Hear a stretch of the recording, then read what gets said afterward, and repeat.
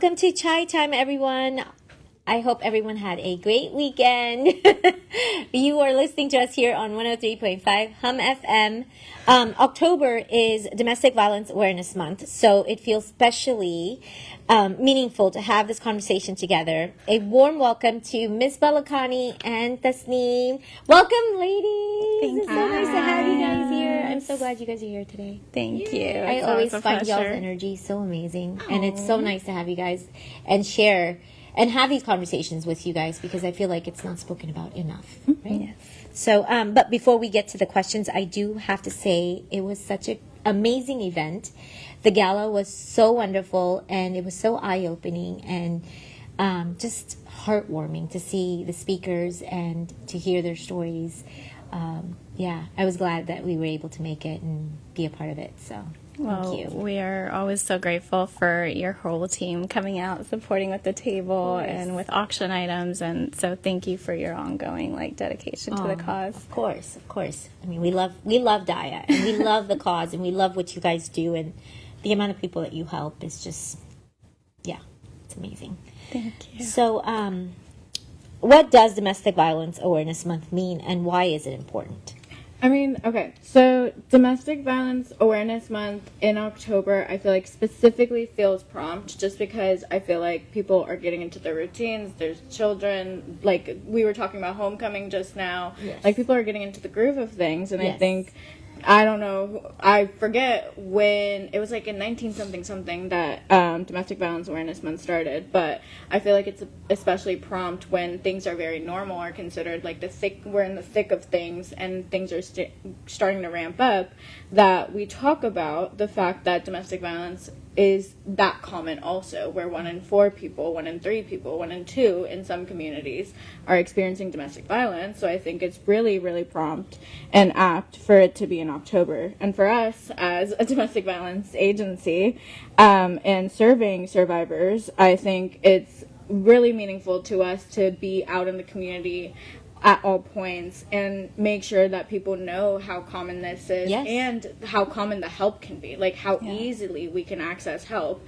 if you're going through something. And I think that's kind of like the main thing that I'm thinking about when it comes to like what does it mean to me, what does it mean for our community, what is the significance of it. But yeah, making sure that domestic violence is talked about and people know that it's such a big problem, and simultaneously there's a lot of help in this community is the basis of what I think this month is. Yeah. I think a lot of times people just don't know where to go. Exactly. And that's where they get stuck, because they feel like there is no help available to them. And I think this is why it's so important for us to do these shows, because I feel like it's almost like a gateway for people to understand that there are organizations such as Daya that are available to them to get the help that they need. So thankful to you guys for that, and Thank you. so we're so happy that you guys are here, month in and month out, because it is important. We need to talk about this as much as possible. As I feel like after COVID, I feel like it got worse. I mean, again, I don't know the statistics, but I feel like it did. Is it true? It is. It is statistically very true. Not only at Daya and other mainstream orgs, I was working side by side, in the Swiley community with the Social Welfare Board, and what I was hearing trending throughout the country at different sites was that it was on the rise. Now, we see certain trends different times of the year with domestic violence, and typically what happens is when families, summertime, wintertime, when they're spending a whole lot of time together and the kids are at home, we don't get as many reports. But soon after a break, that tends to happen. So if you take an event like COVID, where people are thrown into a home together, stress is high, access to services is low, you're going to have kind of this upsurge. And so we saw that, if you look at our numbers, they started skyrocketing, in the years after COVID. And we're up to almost 700 clients this year. And the other thing we're seeing with domestic violence is that, with other nonprofits having to shut down services or lower their amount of services, we're absorbing a lot more clients. So since from May to August, we saw a 69% increase in clients calling. Yeah. And so that need is very much there. And I think every time we go, the thing is this is an unreported phenomenon, right? So it's like we don't know what we don't know, but we know statistically it's 1 in 2, 1 in 3, 1 in 4 based on the community. Like the South Asian numbers are those that are closer to 1 in 2. And so it's the unreported figures that we worry are even skewing higher than that, because those people aren't accessing services. So Misbah and their team are great with outreach. Like October, though we're out every month, October we pack a ton of activities where, and they'll tell you a little bit later in the show that we have a lot of outreach where we're just making, 1, the stats known, 2, normalizing the conversation, and 3, like, this is how you access help. And also, I think with the events that we try to do and try to make sure is present every single time we're outside is the fact that we need also safe spaces. So, like, if we're talking about how there's so much unsafety around, people do need a space to come to and ensure that at least for this little moment, they are going to be in a space where they're heard, where they're seen, where they're understood. That's so important. And honestly, like after some of our events, we do get so many clients like calling out right after. And so it is also this thing where it's like they either realize or they know some place that they can go, or something or the other happens where they finally make the call, right? Yeah. And so I think it's also really important where, yes, we make sure that this outreach happens and we have a month that's dedicated to it, but also the after effects of it are so long lasting because now there's people getting help. Wow. So many people think that of physical violence first. What are some other forms of domestic violence other than just physical? Yeah, I mean, it's mental, it's emotional, it's verbal, it's spiritual, it's financial. Like almost every domestic violence case has an element of financial abuse attached to it, or at least some form of emotional attached to it. Because if we're talking about power and control, right? Yeah. You can't, like, yes, you can physically like control somebody, but you can also control them with their mind, where it's like making them feel like they have no choice but to stay, but to do this, but to do to be in this space of uncertainty and unsafety, right? So I think that portion of it sometimes even feels more difficult to not even diagnose, but to like point out, because you can't see that it's happening, right? Yeah. And bruises, I feel like, are a very obvious sign of like, yes, something is wrong, something is very, very wrong. But emotional, financial, making, like, controlling whether somebody gets a job, where they get a job, when they get their money, how they get their money, not having a bank account. And in this time when times are hard and recessions are happening, using that fear to control like how much money is in somebody's hand and what they can do with it is also such a big factor when it comes to abuse and control. And spiritual, like, we're gonna have, and this is a little preview of what we got going on, but we have like an interfaith vigil, right, and an interfaith chai, and the ethos behind it is the fact that so many people use religion as a way to, because it's close to them, it's what they believe, and using that as a source of power and control in order to make sure that the abuser gets what they want out of the situation, and using something so close to the person being abused, and making them feel like they're not a good person following their religion, and they're not a good practitioner because of this abusive situation. So I think there's a lot, like, I get more scared sometimes of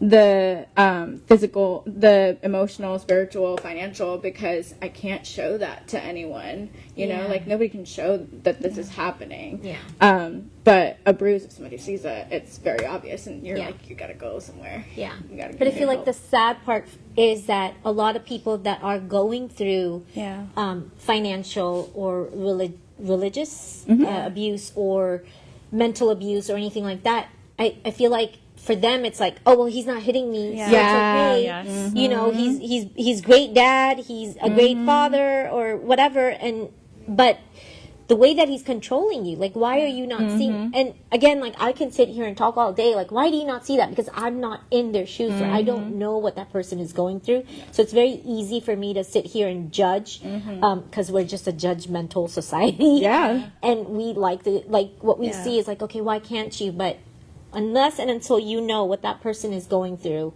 you can never know, right? Yeah. So I just feel like, again, we have to spread awareness. We have to talk about it, because a lot of people don't realize that they are in an abusive relationship. Just because he's not hitting you does not mean that he's not controlling you in other ways. Yeah. Or she. It doesn't matter. And especially in our culture, I feel like the abusers are even more like savvy in that way. And typically when someone comes to us and calls our helpline, it's like, unfortunately, when the physical abuse it's escalated to like that point, because a lot of it is so subtle, and it's even abstract when you think about it when you're in this situation. And we know too that like abuse is cyclical. So like you're going to have had really good times with this partner. Like it's going to, typically there's like this cycle of violence that, starts with kind of an escalation of those verbal or emotional tactics. And it isn't till much later that it like ends up in like a physical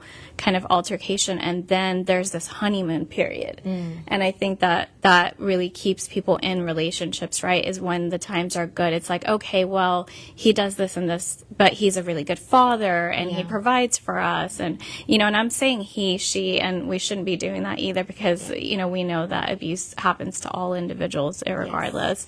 But yeah, I mean, 95% of the clients that we see are, identify as female. So like we tend to do that, but yeah, it can happen. And we'll talk a little bit about myths and perceptions, but it can happen to anyone. Yeah. So what are some warning signs that someone might be experiencing domestic violence?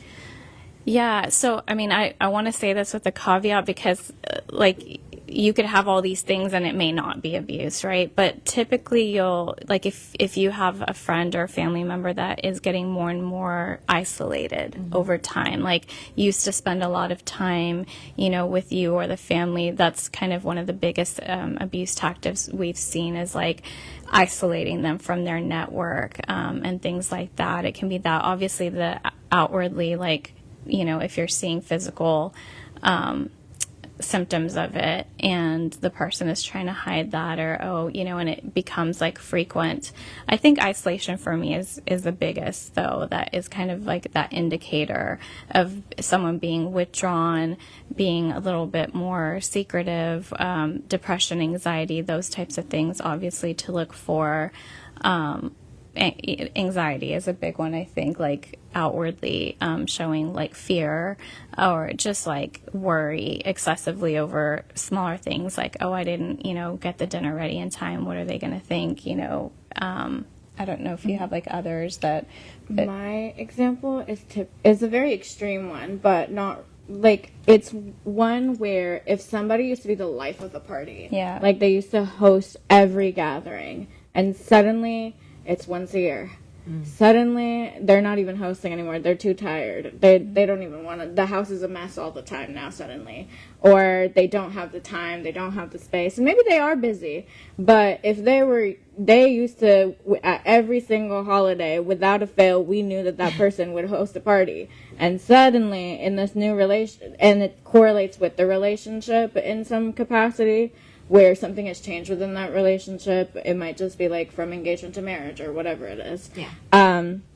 Or maybe it's even like a random time. Like there's no actual time where a relationship can turn abusive, but it's really just like that life of the party is now not hosting anything, and they're not going out as much, and they're not even coming to your parties. Like they don't even need to host, but they're not even coming anymore. They're just so tired with everything going on. But like, that this person used to always be there. Like they are the center. And so that's kind of the big warning sign. It's just like, oh, this person's whole dynamic shift, whole personality shifted. And sometimes it's not a cause for concern. Maybe they're busy with the kids. Who knows? But I think there is something to check in for there, Yeah. Where there's such a big personality shift, like value shift or something like that. Yeah, I agree with you. It's like that, whatever your personality is like, that vastly different shift in it. But then again, with the caveat, because it's like in the beginning of a new relationship, it's also a sign that it's going well if you're spending a whole lot of time with, your partner. So it's, I think, really knowing your friend or family member and understanding like the why behind the shift is important there. Yeah. So what myths or misconceptions about domestic violence do you encounter most often? That it's easy to leave, or that, like, why don't they just leave, kind of we talked about, and there's so many dynamics at play when you talk about leaving a relationship, from the children to, like, the community's pushback, the stigma, the family members sometimes, like your own family members pushing back and saying, you should stay in this relationship.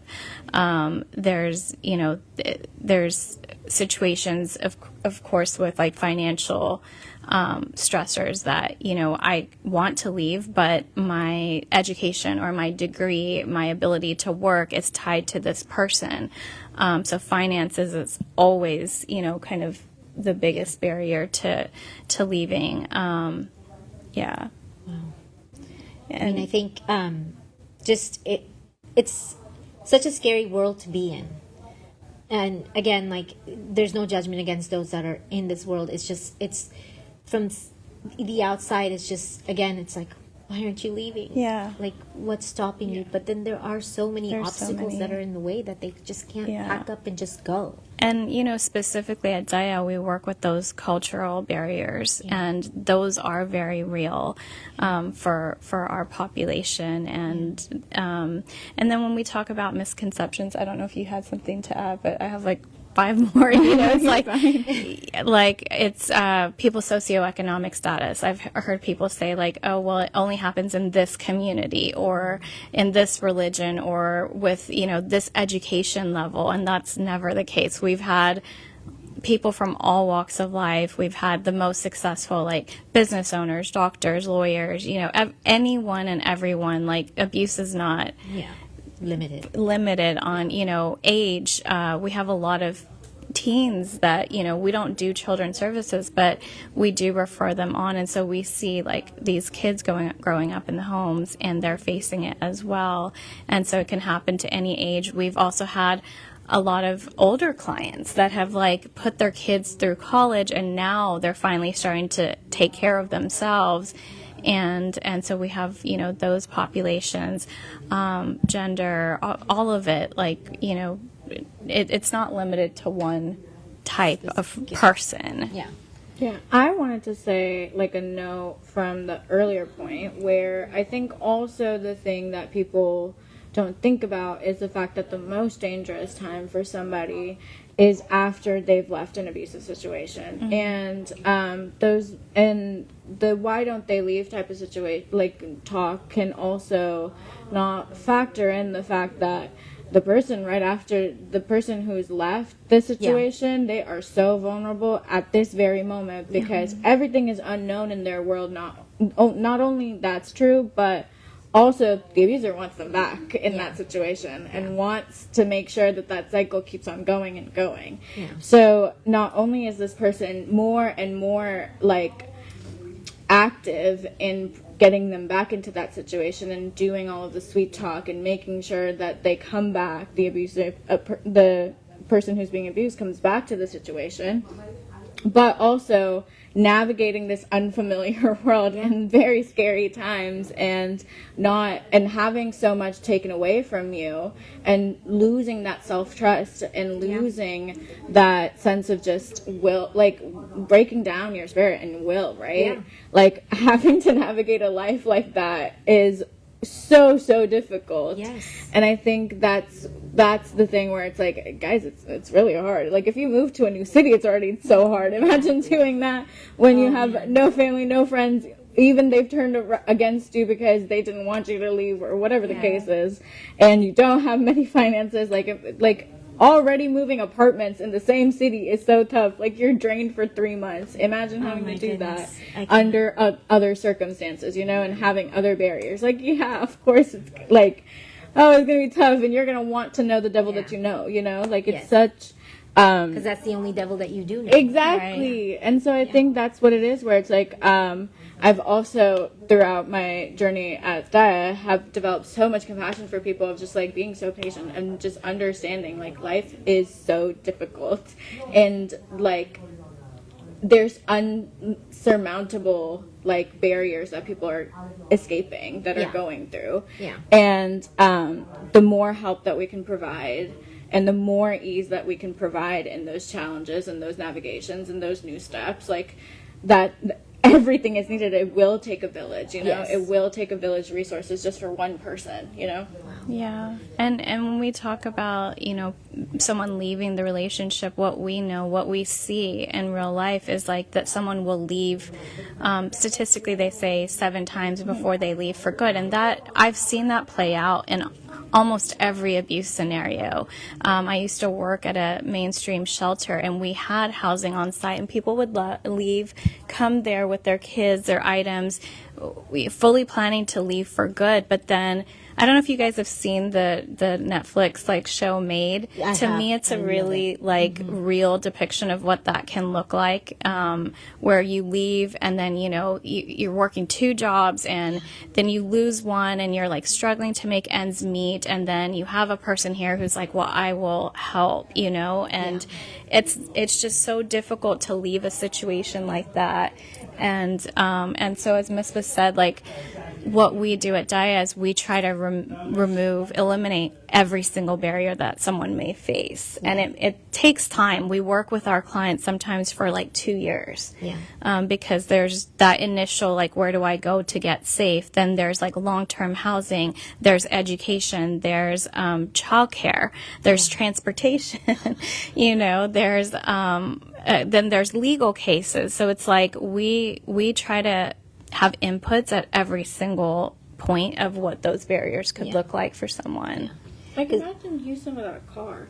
Yeah, absolutely. And you live in the suburbs? Yeah. Oh, goodness. Yeah. Oh, goodness. Yeah. And then you just named so many things, and I I guess picturing a person that might be in a situation, they're already thinking that, oh, well, how am I going to do this? Or how am I going to do that? How am I get my kid to school? Yeah. There's so many hurdles along the way. So then that's probably why they end up saying, you know what, let me just deal with it and just stay. Yes. And that's so sad. It is. Yeah. It is. And I always wonder, with children, if they're in a abusive environment, and seeing their parent go through that, I wonder if it becomes like a cycle, because that's all they know, and then when they grow up, are they finding partners that are also abusive? Like, I always wonder that. You're talking my language. Wow, great transition there. Wow. Thank you. So, I've worked with both childhood and adult victims, and there's not just a cycle of violence, but there's what we call the intergenerational cycle of violence. And again, this is not just a statistics thing. I've seen it in almost every household where you'll have children growing up and absorbing the violence. And if there is not some sort of like healing or interventions, like redirection of what they're seeing and absorbing, then it does almost always lead to one of 2 scenarios. And I've seen studies where it's like boys go through this, girls go through this, and it's flipped. So it's like you can have gone through this abusive situation in your home, and you think that you base your entire self-worth on that, right? So like whether you're regardless of your gender, it's like you grow up thinking that these things are okay. You don't have any other example. And so you either perpetuate that as a pattern to your partner, or you end up being like a victim to it as well. And so, I shared a little bit during the gala, like my mom faced sexual assault as a young adult. It was her first, experience loving and being with someone, and she used to tell me when I was a teenager of those situations, and I unfortunately, like, I don't want to say I didn't learn from it, because at the end of the day, I didn't know what I was walking into. Yes. You go into a relationship, you don't know which way it's going to go, but a lot of those self-worth conversations come into place where if you haven't seen a good example, or you've seen the wrong examples and you don't heal from that, then you can end up, and so one of the things that we do is we're trying to target the whole family system here.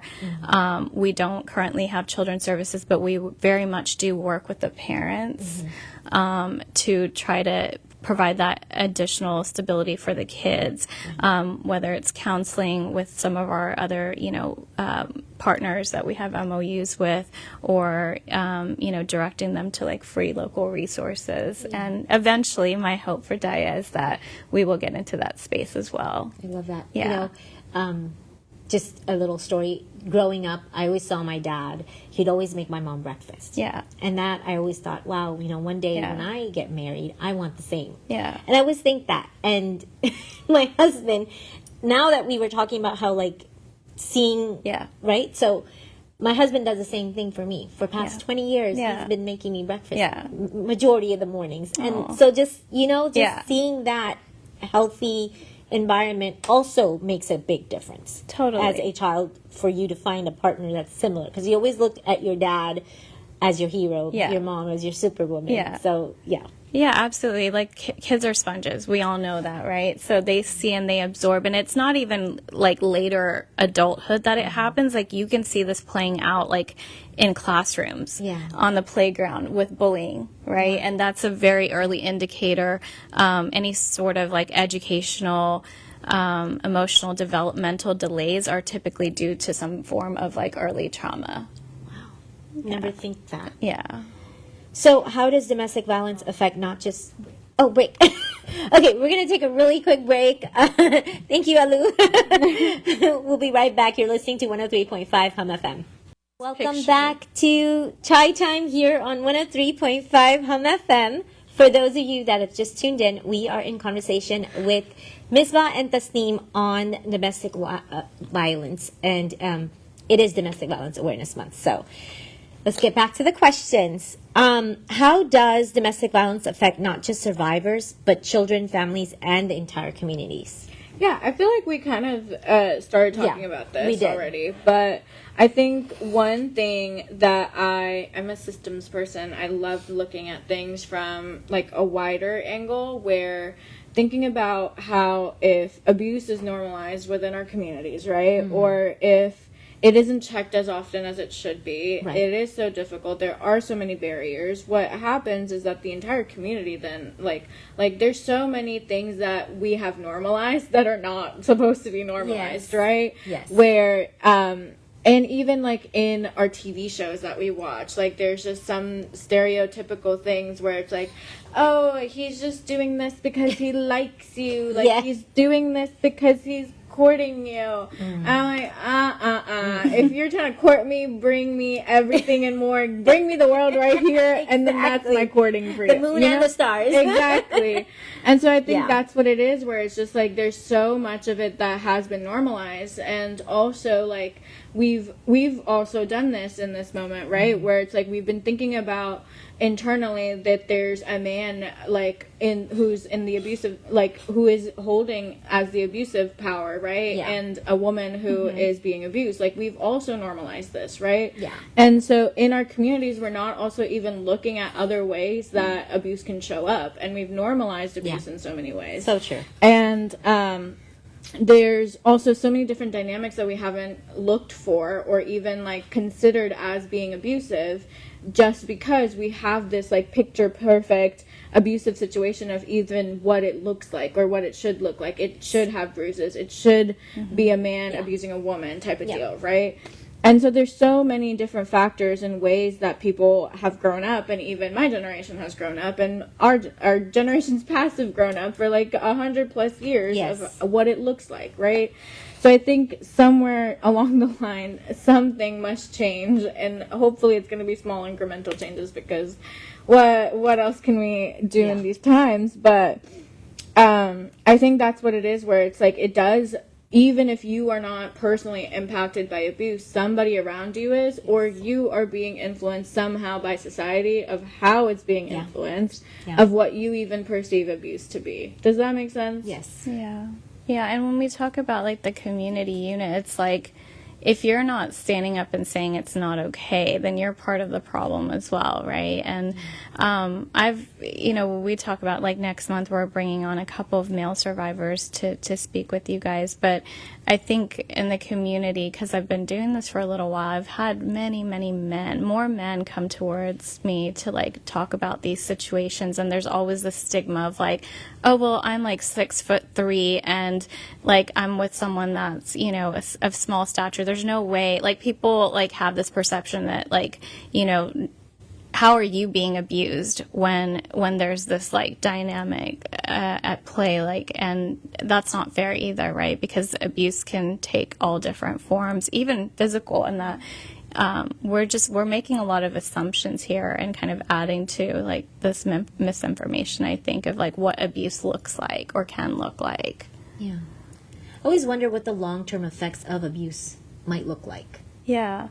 So, we know that if you're going through this, it is a public health concern very much, in the sense that like any sort of trauma that doesn't lead to like a healthy intervention like counseling can lead to effects, early in childhood. It can be, like I said, developmental delays, acting out, isolating, and then mental health concerns, right? And into adulthood. So you'll have like anxiety and depression, and then post-traumatic stress disorder, and then, also physical, think about where the body absorbs emotional pain turns into a lot of times like long-term illness, physical illnesses and ailments and things like that. And then we have this whole body of science on like trauma and brain injury, when there's actually physical violence, and what that causes when there's injury to the brain or other parts of the body. And all of that exists as well. Yeah. Like, imagine the same thing. Like, did y'all ever watch that movie about concussions with Will Smith? And do y'all know what I'm talking about? Am I talking to the void? People, listen here. I know you know what I'm saying. But there was this whole movie about like football players going through concussions, and it wasn't. And this was like a concern where people were just like, oh my god, these football players are like literally losing their minds, and it's because of concussions and how bad they were, and they were untreated. They turned into traumatic brain injuries. And I think the same thing that is impacting footballers can affect any random person who is going through physical abuse. Yeah. And I think that's really the connection I'm trying to make, where it's like it can take footballers down. And they've trained for this. They know how to handle it. They know the best ways to protect their head. There's helmets. And a regular old person going through physical assault, and imagine that. And we live in Texas. There's guns involved sometimes. And so I think that's the other thing, where it's like even the fear around what it, like, imagine like constantly living under fear of just there's a firearm around. Yeah. I would be freaked out. I would be freaked out all day, all night, And I think long-term fear, like Tasneem mentioned, where it's like the effects of just being afraid day in and day out, like literally makes you be in fight or flight every single second of your life. You can't get out of that. So even when things feel great, that's a cause for concern, because why do they feel so great? Yeah. Like, I'm what if scared. something's going to Exactly. happen? The other shoe is going to drop now, and you're waiting for it, Constant and fight you're and fear. creating it even. Like, sometimes you're self-sabotaging too, because like you're so used to being in fight or flight. And so I think that's the long-term effects, is also just like always being on guard. Next? Like always being on guard. And that's a type of abuse in and of itself. Like physical abuse also includes the threat of harm, right? And so a lot of times I've heard situations where it's like the gun is just sitting out on the table and it's not actually being used, or like, what happened the last time. You didn't do X, Y, or Z. And like that threat of harm is also harm in itself. That scares me so much. I mean, for me, like, my heart just goes out if there's kids that are involved in that situation. Like, if the mom or the dad are in that situation and they're feeling that, nervousness, scared. I can't even imagine what that child must be Right. going through. Right. I mean, having kids of my own, like, I would kill somebody if they try to harm my child. So I can't even imagine, like, what that child must be going through just in such a horrible situation. Absolutely. And the thing is that sometimes I feel like there's, again, these stereotypical things where this is happening behind closed doors and the kids are behind the door, right? We know children. Children will open that door to figure out what they're going to want to see anything and everything. And I think that's the thing where we think about it happening in this, like, quiet corner and the children are not seeing it. It's hidden from everyone. But I always, again, like, I love vivid imagery. I think it helps bring stuff to life. But, like, I always imagine a child, like, if there's a child in the household, like, a child peeping through. Yeah. Or just, like, at the top of the stairs. Or, like, looking in some corner through some lens. Like, it's like a little camera. Visualizing. Yeah. See, that's what I mean. Like, the visuals really do help. Where it's, like, that person and that child is absorbing and looking. And even if you don't think so, children are smart. Like, they're so they sneaky. really are. Yeah. They're so sneaky. If you were a teenager escaping your house, you don't think they're going to also... Isn't that going to translate elsewhere? Yeah. Anyways, Absolutely. and so that's what I really think about is, like, long-term effects. Again, it's that child. And what do you think witnessing harm and witnessing all of this could do to a child? Tasneem told you some of the effects, but it's also just like it stays with you. Like, imagine it's like it's a horror movie playing out in front of your loved ones in front of you. Right.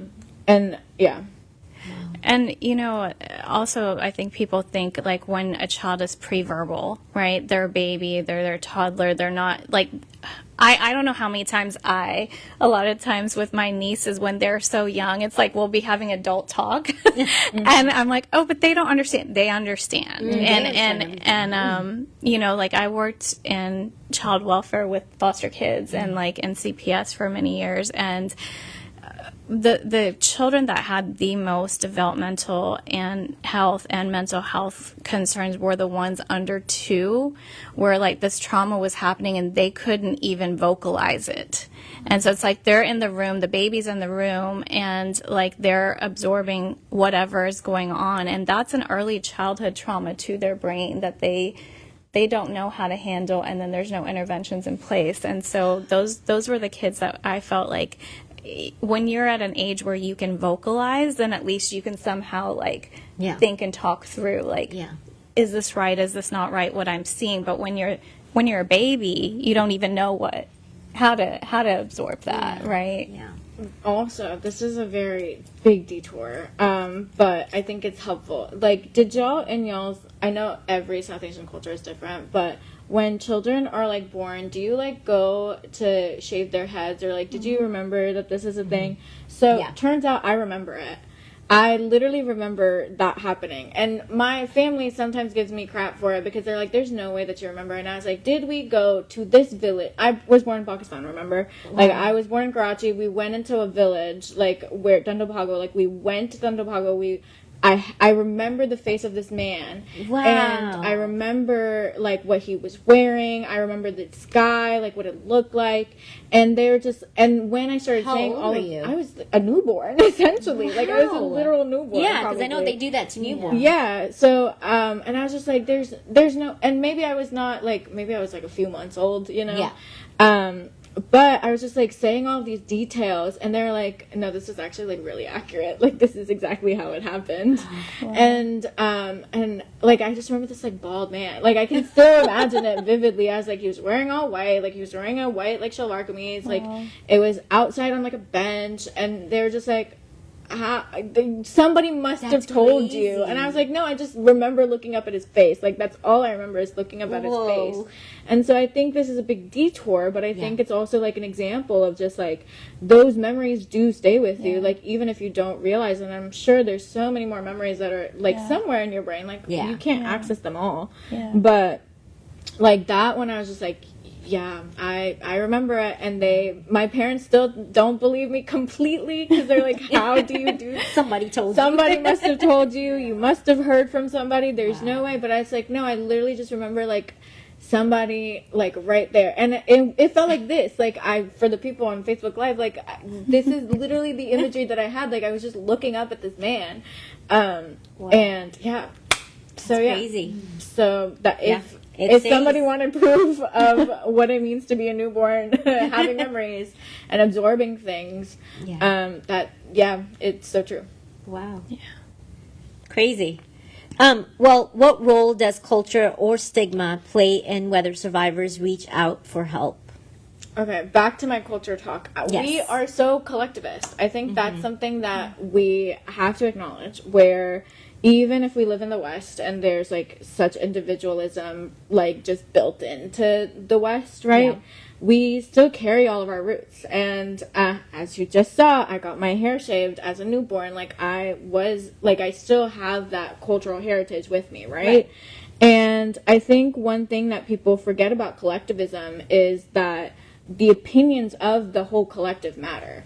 And the work of the whole collective is to make sure everyone is safe. And I think and also, like a side note, where everyone's opinions then also matter the same as yours. Mm-hmm. And I think that's the thing when we talk about if we go to turn to our parents or turn to a loved one or turn to friends, I don't think we understand how much the weight of another's opinion matters, maybe even more so than yours, because you're part of a collective. Like, this is your family. Yeah. This is your tribe. This is your community. And your community does hold the same weight as you yourself do.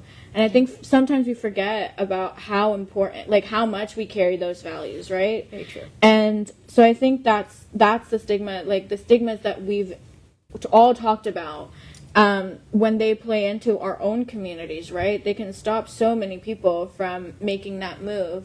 Yes. And it just can be out of ignorance, out of not awareness. Like, it's not malicious, right? Sometimes it is, and that's the worst case. But I just wanted to let people like know where it's like you and how you impact and what you know and how you move in your communities. And I'm guessing we're speaking to mostly a South Asian audience, right? Yes. And so how you move and what you are there for and what you stand for and who, like, how you approach somebody with this information. Somebody approaches you with this information, right? You might hold just as big of a weight of opinion as the person who's telling you all of this.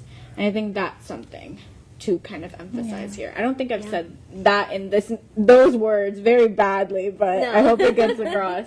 That we have this collective view of each other, of our culture, and that then translates to, well, you know, if we feel a certain way about the marriage, the family, there's no I. Right? In the South Asian culture, it's all we and us. And so when that plays out in a relationship that's harmful, you very rarely then come back to the I, right? You think of how that's going to affect your whole family unit. And again, talking about how covert and subtle abuse is, I think I've been in situations where I didn't even realize I was in an abusive relationship because there wasn't that physical violence that accompanied it. So it's like, it's very difficult to navigate, like, what is and what isn't. Confusing. Yeah.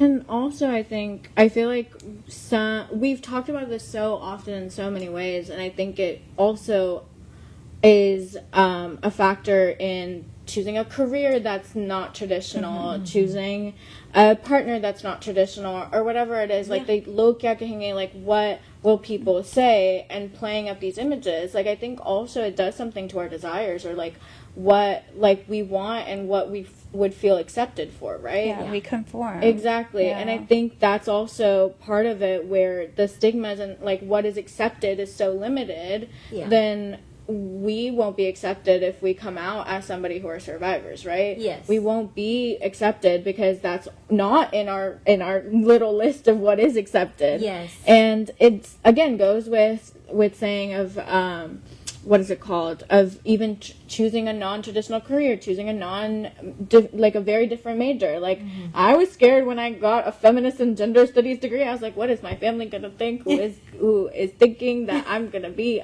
in medicine? I was like, I'm terrified. I didn't tell them for like a year, right? Yeah. And then when I did, they were just like, oh, it's fine. Like, you've always been in this stuff. Like, this makes sense for you. As long as you get a job. Like, great, I can get a job. I'll get a job. Don't worry about that part. But, what is it called? But that's also, like, the fear of it, again, is playing so much of a role in the stigmas and the cultural and all of it. Yeah. And it sometimes is, the fear is even bigger than the actual conversation, you know? Yeah. We make things bigger than they actually are sometimes. Yeah. Not always. So if someone that is listening is worried about a family member or friend or themselves, what should they do? I think it's really key to stay non-judgmental, right? Like, I think when we love people, this happens like all the time where you'll have like a friend, whether it's abuse or not, and you think that that person isn't good for them. Yeah. We have this tendency to be overprotective and then, want to tell them to do X, Y, and Z. Leave that person, or they're not good enough for you. But then when it plays out, let's say they leave the situation and they come back, they're going to rethink coming to you as a friend because they're going to worry about the judgment that we talked about. Yeah. And so I think, being very aware of like your own personal like biases towards the situation, it's always easier said than done, right? Like, okay, he's not treating you right, she's not treating you right, why are you still in this? Come on, it's obvious. But that level of judgment then you place on that person, and when it doesn't play out in that way, they're going to be really hesitant. The one safe place that they had no longer is not safe. And so our biggest advice to anyone that has a friend or loved one that's going through this is, listen and then give resources would be the second thing. Okay. So it's like you can still provide interventions for that person and then be a neutral party yourself, right? So give them Daya's number, give them other mainstream organizations' numbers so that that entity can, and the way that we approach any helpline call that comes in is we also stay non-judgmental and that safe space. We never encourage anyone to leave a relationship. Or to stay in one. We're very neutral in that regard. We kind of hear the person and where they're at, and then we help them solve. If their solution is, I want to stay, but I want to do other things to help, then we help them through that as well, and then just talk to them about how to stay physically and mentally safe if they're going to be in the relationship. But I think staying non-judgmental as community members and then encouraging interventions is probably key. Okay. And then what does Daya do to help, and what services do you offer? Yeah. So I mentioned that the confidential helpline, and so that's kind of our first point of entry. And you don't have to have a decision made, when you call. A lot of times it's just, am I in this situation? I don't really understand what's happening to me. So we do a lot of education on those calls and awareness. So we have that resource, and then we have case management, which is, working with an advocate to really understand, okay, these are the barriers I have, these are the things I want to accomplish, and how do I get from A to B? And then we have counseling, that obviously helps with healing for any trauma that someone has faced. And then we have, basically a list of wraparound services, including a supportive housing program, which provides rent and utility assistance for those that want to leave. We'll link them up with, local resources like shelters or Section 8 housing or things like that. But then we also do help with some limited financial assistance. We do a lot of legal advocacy. So, what do my rights look like? How do I obtain a protective order or divorce? And then hand-holding them through that process. And then a lot of economic financial empowerment, so resume building, skill, helping them identify their skills and translate that into a workable resume. A lot of that education, pairing them with job providers and things like that. And probably 5 other things that, you know, I can't put entirely into words, but we really just meet them where they're at, and help them remove barriers, childcare, transportation, you know, assistance, food. I'm picturizing you guys basically, in other words, just holding their hand through it all. Yes, Right? yes. And being culturally specific, we have the privilege of walking alongside them for a long period of time. Like a lot of the mainstream organizations, it's like 90 days, you're in and out. And that's not how abuse works. And we, you know, so we get to be there for the long haul. I love that. Yeah. So are there any events that are coming up? Yes. Lord have mercy. We really have a lot. I've packed this one's schedule. Okay, so next Saturday, if y'all are free, they're for teenagers, actually, at the University Branch Library. I'm hosting a healthy teen relationship seminar type of deal. It's in collaboration with Expose Excellence, who is a great nonprofit in Fort Bend. And so we're doing essentially like an open discussion type of deal and an open training for healthy teen dating and relationships. And I kind of curate it. I'm not too far away from teenagers, but I am. So it's like a really good age where we all get to talk well. So that's happening Saturday. Where is it again? At the University Branch Library in Sugarland. Okay. And then all of this will be on our Instagram or Facebook. So at Daya Houston, everywhere. Please and thank you. And then Sunday, we're hosting a poetry night at Brazos bookstore called Brown Bodies, Bold Stories. It is a very beloved tradition. We're doing it in October. Also, this year, we did one in April, which is... This is one of our, like, signature events. Yeah. And so we're really hoping that if you're a writer, if you're a poet, if you just want somebody to read your pieces but you don't want to be shown, talk to me. There's an interfaith vigil happening soon. I think it's somewhere in the teens. I forget what date. There's also an interfaith chai happening with any South Asian focused community leaders, religious leaders. If you are a religious leader of South Asian descent or like serve a very big South Asian population, talk to us. We're also, is there more? I'm sure there's more. We're all around town this whole month. We're hosting booths at a few Diwali events. So we're gonna be. We were just at the Sarah this past weekend. I think this Sunday. We're going to be Diwali. Yes. I want to say, and then we're also going to be everywhere from Conroe to like Texas. What is it called? TST. I'm always going to forget all of these acronyms, but anywhere from Fort Bend to Conroe, we are going to be there this year. So please find us, make sure you follow us, make sure you know what's going on, and also come say hi. Just say that you're here, that you listen, that you're a supporter, that you want to help, and we'll figure out places for you to help. Awesome. Thank you so much. Unfortunately, it is time for us to go. I could continue this conversation forever with you guys, but thank you, listeners, for tuning in here on 103.5 Hum FM. We will see you next week, same time, same place. Bye. Thank you. Bye.